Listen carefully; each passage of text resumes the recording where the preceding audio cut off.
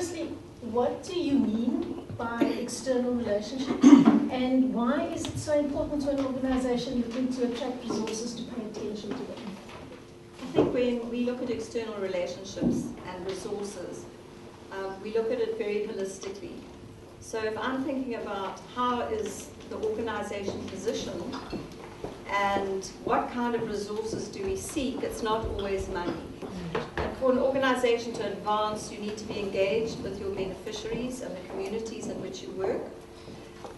You need to have some kind of voice. You need connections with media, for example.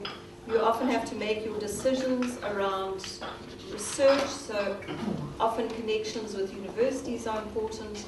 And the kind of resources that you want to bring in could be volunteers, they could be partnerships, networks, knowledge, all those kind of resources enable organizations to move forward.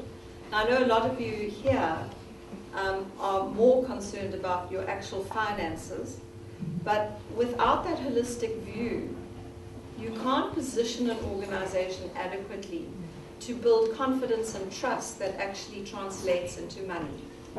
So when we talk about external relationships, it's really important for organizations to be externally facing. You are only as strong as your outward connections and how you fit in the world in which you operate. And really when I think about that, I think about that's what makes you effective. Your internal process is what makes you efficient. And it's the stuff you can control. Your external relationships are far more difficult to control. You have to know how to manage them, and you have to know how to connect. So when you've got that broader reach, and people have confidence in you, you are positioned well in the world in which you're working, then you normally find you attract resources to the organization. You know, I suppose the sort of starting place would be what the organization's vision is and what the organization's mission is. Now, often we conflate those things, and although they are related, they are also separate things. So although it sounds a little bit abstract, I think it's pretty important, because without being clear about your vision and being clearer about your mission, it's very difficult for you to determine then your constituencies and to determine your external partners, you know, in particular. If you haven't clearly defined and articulated what you represent as an organization. And I say that because you asked who's responsible, and I suppose the easy answer is to say that the organization is responsible. Every member of staff starts with the head of the organization and then everybody else. But that presupposes that people within the organization actually know and understand, but more importantly, embrace that vision and mission. Otherwise, the organization will be all over the place.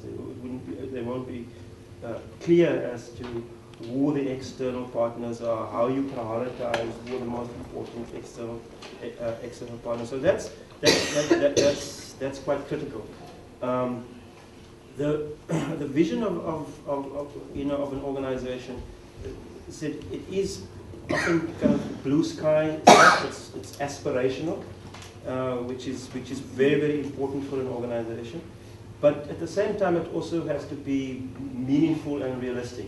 Okay? It can't be so blue sky and so aspirational that it doesn't bear any relationship to reality. But when it actually comes to the mission of the organization, that's when it's very critical for the organization to be as concrete as possible. And it actually means, to some extent, spelling out, breaking down exactly what it is the organization wants to accomplish. Once you can do that, then you can actually match what you want to accomplish to how do you go about accomplishing that, and who are the partners, who are the essential partners, without which you're not going to be able to advance. Then the staff within the organization can buy into it, and each part of the organization then is clear about where their areas of responsibility are. Because an organization is not just about the vision or the mission, the values. It's also about nuts and bolts stuff. So a very simple thing, one of your external relationships, for example, may be with your service providers, which is critical to ensure that an organization actually functions. But if the people who are responsible for information systems in the organization are not clear that that's also a relationship, that the service provider is also a relationship, it can impact negatively on the organization. And there's nothing worse within an organization when the internal things, which Shelagh mentioned, which is necessary for efficiency and for kind of getting things done, when the internal things don't work, they cause all sorts of frustrations in terms of your external relationships. So that defining what you are, staff being clear, owning that process is the basis upon which these relationships then start to develop. To concretize, for example, at a university where I work, if you ask me, what's your most important external constituency? What's your most important external relationship? I would say that our most important external relationship actually, interestingly enough, starts as an internal relationship and then develops into external relationship, and that's our students. Because that's our transient population who become our alumni. And so without them, because they are so critical to the way the university is perceived, to the way donors actually think about it, to the messaging out there, to what the media picks up on, to parents. They're your future source of income, many of them in an individual capacity, but many of them go on to become important, either entrepreneurs in their own rights, or they end up as CEOs of big companies, they head up CSI portfolios, etc., etc. Right? So if you don't think about that relationship from the outset, from the time they enter the university to the time they leave the university, when it becomes a kind of sort of external relationship, right? And your only focus, is on your big foundations.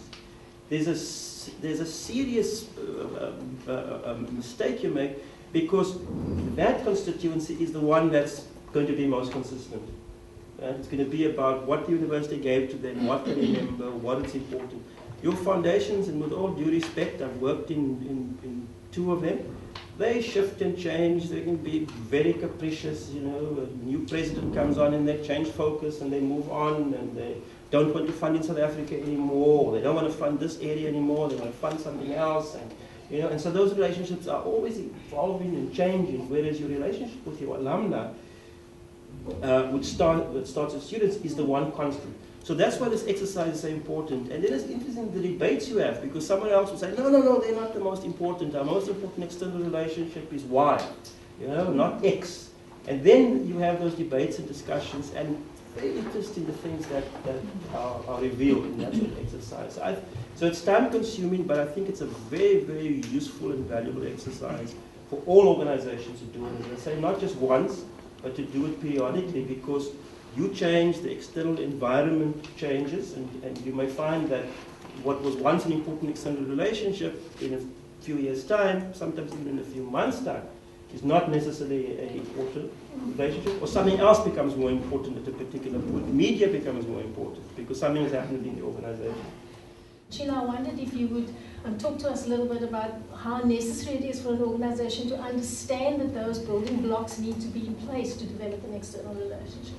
Yeah, I think there are, things don't have to happen first, second, third, fourth. Things can happen all at the same time.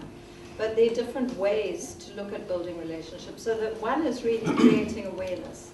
And that means needing a relationship with the media, but also obviously having your own media, such as your Twitter account or your Facebook, because people somehow connect on that and start seeing what you're doing. You obviously need a website. And one of the ways we create awareness is we use our annual report, for example, as our key awareness raising tool. And our annual report doesn't go to just our friends and relatives. We have a very carefully selected list of people who we send it to. And I don't always expect people to read the 100 pages of the annual report or however long it is. Just the fact that it's landed on their desk, that it's attractive, it's a little bell's gone off in their head. Who is this? They might just quickly page through. But the point is you've created an awareness. And from that, you have to create real interest. And interest really involves bringing people into the organization as much as possible. So for the people here, your first time visit to Inyathelo, we've clearly created some form of interest in the organization. And the relationships that we have, for example, in this room, are extremely important for us. Not only to engage with the sector in which we operate, to understand what your needs are, to hear from you the kind of questions that you put, but it gives Inyathelo enormous strength to know when we have events, they're full. Our resource centres continually used. We can't have that without these kind of relationships. The other kind of relationship, which is much perhaps more strategic, are the kind of deliberate partnerships that we build in order to advance our objectives. So we have certain alliances. We're part of an alliance called the Funding Practice Alliance with CDRA, Community Development Resource Agency, and the Social Change Assistance Trust. And it was that alliance that did the big research project on the lotteries, and is now proceeding with another large research project into the size and scope of institutionalized philanthropy and understanding funding flows in civil society. We do it jointly. And it's important for us to do it jointly, that it's not just one organization managing large processes, large research projects. We believe we need diverse voices in there, different needs from different groups, so that we all service each other. Another very important group for us was when we were part of a working group to develop a code of conduct or code of governance for non-profits in South Africa. And that was a much bigger working group, but again, very strategic relationships across South Africa from every province, bringing us together, debating, consulting. That kind of relationship building starts to embed an organization and create enormous levels of trust because you are inclusive. You're not trying to be the tall poppy in the big field, but you're being inclusive, bringing people in all the time. And that, again, positions the organization and makes it attractive. Other really key connections, somebody in our organization, it's very often me, if it's another CEO I have to meet, or somebody else in the organization has got connections, but we make very, very deliberate connections and alliances with organizations in the non-profit sector and also in the tertiary education sector. We do the same with media. And for us, those are the key areas. So you're not hearing me talk about donors yet. So because all that helps to make an organization attractive to donors. I always say that fundraising is not fair, and it's not always the best idea or the best proposal. In the end, the funds will come in if someone has got trust in you and confidence, and that does come from a relationship. But that relationship, and this is where I agree with Russell, it has to be a professional relationship. It can't be so personal that nothing else counts. You have to have that professionalism to back you up. So when a donor is looking for a good grantee, they're going to want to be confident in the leadership. They want to know there's good governance in the organization. They want to know the funds are well managed and that you can account for them. They want to know you'll put your reports in on time. That's all around professionalism. They want to know that you're meeting the needs of the community in which you're working. And they want to be able to see that, and they will do site visits to come and check. And those things have to be handled professionally. And that's what creates confidence.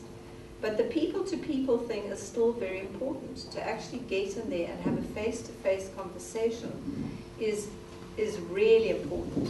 And, you know, I've got to a point where somebody says to me, just send a proposal, I know I'm wasting my time because that document's going to go in with 400 others that month. And there's nothing that distinguishes it from anyone else's document. So for us, the proposals are the last thing. After you build the relationships, after the person who is making the grant has connected with you, when you've actually spoken to them and found where's your common ground, how does your interest meet their interests. The proposal is the last document. It's the due diligence. It's the agreement. And to just send them out and, you know, hope something flies back is a very big waste of time and energy. And I still have to meet an organization that sprays and prays very successfully. At the moment, you with a massive organization that has many relationships across many places and multis, like those fingers that are kind of all over the place. How exactly, as the Executive Director for Advancement, do you manage how other people also build and use the external relationships in an institution the size of the University of Cape Town? So you're asking me, do I interfere and am I a micromanager? I'm asking if you interfere, and if you do, how do you interfere?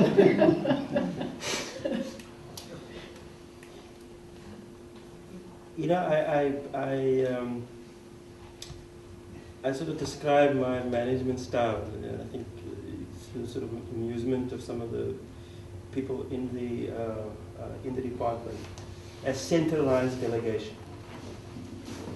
And what I mean, you know, in the same way as I describe universities as flat hierarchies.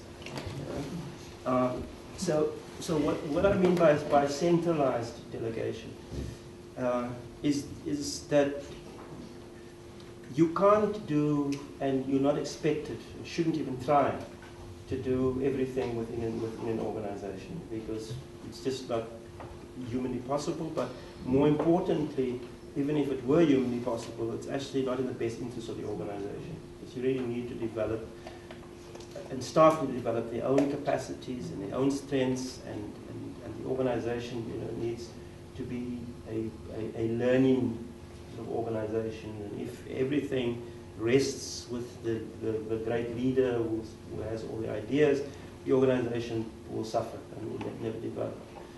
But delegation doesn't mean that you kind of let go and you're not aware of what's happening within the organization, because you ultimately are accountable, okay, for everything that happens within the organization, from the smallest thing to the biggest thing, you know, from the and often it is when things go wrong within an organization that you realize your level of accountability. When things go right in an organization, then it doesn't really matter. It's only when things go wrong within an organization. So, yes, my preference, my way of actually working is to ensure that, and empower staff, that staff actually feel confident to go out into the big wide world and to develop these relationships. But I like to sort of believe that they have enough confidence in me and respect in my leadership style and integrity to want to interact and communicate with me and to share with me what's going on. Not because I want to necessarily, you know, police things, but often because you know, as you know, what sort of distinguishes somebody in leadership position from other members of the staff is not necessarily that you are more intelligent or smarter, or, you know, maybe the case, but that's not really what's the distinguishing feature. What is the distinguishing feature of being in leadership is that you have a bird's eye view. That's what's really distinguishing about leadership, because there can be many, there's smart people at every other level of the organization, sometimes even smarter. But because they're not at the leadership level of the organization, they don't have that bird's view.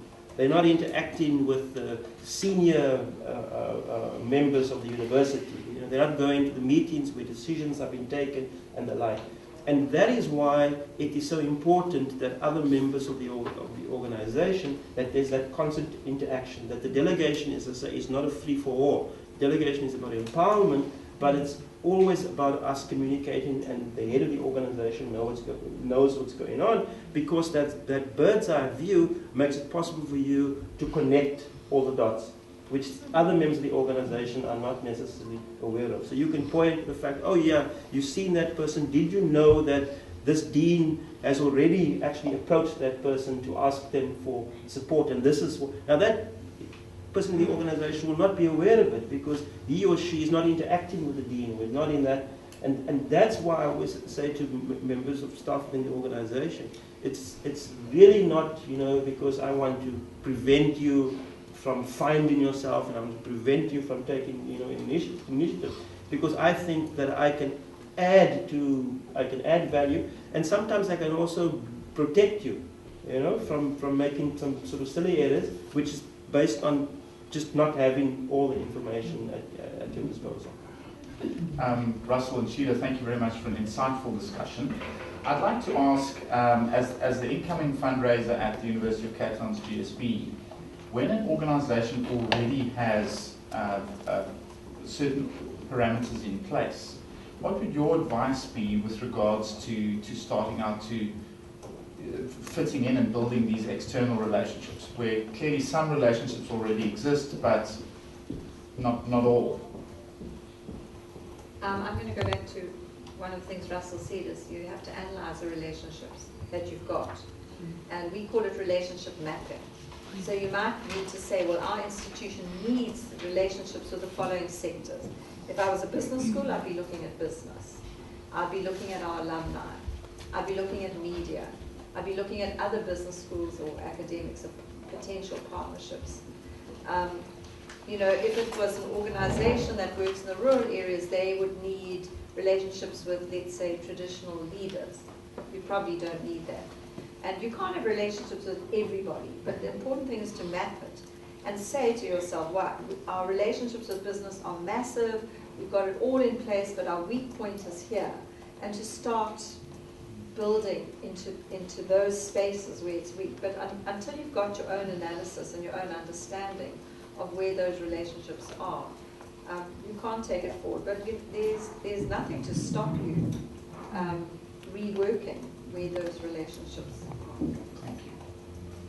What is that role of a prospect researcher? Yeah, let me try and do that quickly, because it's an involved sort of response. It's not a simple sort of one-liner. But more often than not, prospect research is actually the beginning of the external relationship. Okay, because that's where your potential donors, in this instance, that's where the identification actually happens. The point that you asked, in your database of 1,000, how do you know what's the appropriate fit? What's the right match? Who do we actually go to? And one of the things that we try to encourage within our organization is that our prospect researchers are not just the sort of information crunchers. Okay? That it's not just about going into the database or newspapers or any other materials that they use for research. You know, the Sunday Times, top wealthiest people lists or whatever. It's not just about crunching information and then saying to the fundraisers or alumni relations people, okay, here's the information. It's really about being more proactive and more innovative in the way in which you do research, because even that makes you a more effective organization when you integrate it into, again, I come back to what's the vision, what's the mission of the organization. Everybody has to have an understanding of that, has to own it, has to believe in it. Because then the prospect research as well feeds into that. Because you're not then going to waste your time sort of researching things that are completely irrelevant to the vision and mission of the organization. That's going to steer the direction in which you're going to go. You're going to start asking very intelligent questions. You're going to start spending your time researching things that are really relevant, and you're going to be working closely with the fundraisers or the alumni relations people or whoever within the organization, where you play in a more proactive role, and you're going to say to them, have you thought about this? You know, don't you think I should be doing research on this issue, for example? Or you do the proactive research yourself and say, you know, in yesterday's newspapers there was this very interesting article, you know, Patrice Motsepe has just launched his new foundation and he wants to work within communities. You know, what are the chances of us accessing those sort of resources? What do we need to do? So prospect research is probably the most critical part of an organization, because as we always say, information is power, right? Knowledge is power. And that's where the prospect researchers are quite critical. So that's the first thing, because it's from prospect research that one can then go to solicitation, and from solicitation that one goes to sort of stewardship. So it's not, but often the things can work in the reverse, you know, that from stewardship, a new lead develops, because you've stewarded something very well, and so a donor is comfortable enough to share with you information about some new program that's been developed by another foundation, and then you go back to prospect research. So although there is a kind of logic to these things, it's not dogma, okay? We always say in fundraising, it's more art, but it's an art that's informed by science. Well, I think on that note of art being informed by science, I'm going to bring this to a close and to say thank you very much to both Shelagh and Russell. I think they have really given us a most insightful hour of discussion around external relationships and, of course, how that feeds into a really successful advancement program. Thank you very much.